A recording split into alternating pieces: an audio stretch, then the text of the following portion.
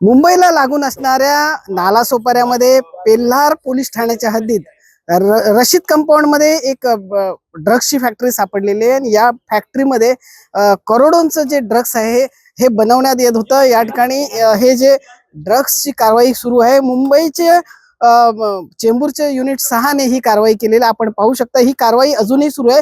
गेले 4 दिवस या ठिकाणी मुंबईचे क्राईम ब्रांचचे जे नार्कोटिक्सचे जे पथक आहे या ठिकाणी गिरट्या घालत होता। त्यांनी या ठिकाणी संपूर्ण परिसर पिंजून काढला होता आणि या ठिकाणी अशी माहिती मिळाली आहे की ही जी ड्रग्स फॅक्टरी आहे याचं दुबई कनेक्शन असल्याचं सांगितलं जात आहे। मी आता या घटनास्थळावर आहे। आपण बघू शकता की या ठिकाणी पोलिसांची कारवाई सुरू आहे आणि या कारवाईमध्ये कोट्यावधी तब्बल 14 कोटीचं ड्रग्स आणि इतर साहित्य सुद्धा जप्त करण्यात आलं। पंचनामा करण्याची सध्या तयारी सुरू आहे। मी आपल्याला दाखवतो की या ठिकाणची ही परिस्थिती जी आहे याच्याच बाजूला लागून पेल्हार पोलीस ठाण्याचं आहे आणि या पेल्हार पोलीस ठाण्याच्या इतक्या जवळ ही फॅक्टरी सुरू असताना पेल्हार पोलिसांना याची कशी काय चुणूक लागली नाही। या ठिकाणी पेल्हार पोलीस काय झोपा काढत होते का असा सवाल सुद्धा इथे उपस्थित केला जातो। कारण पेल्हार पोलिसांच्या आशीर्वादाने ही ड्रग्स फॅक्टरी सुरू होती का असा सुद्धा सवाल विचारला जात आहे। कारण मीरा भाईंदर वसई विरार आयुक्तालयाच्या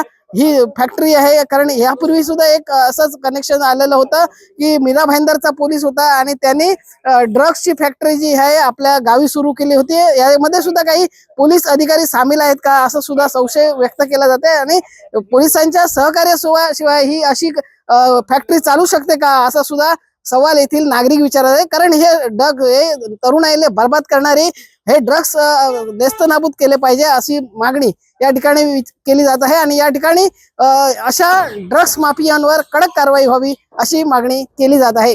स्नेहा विश्वकर्मासह विजय देसाई, न्यूज 18 लोकमत, पेल्हार।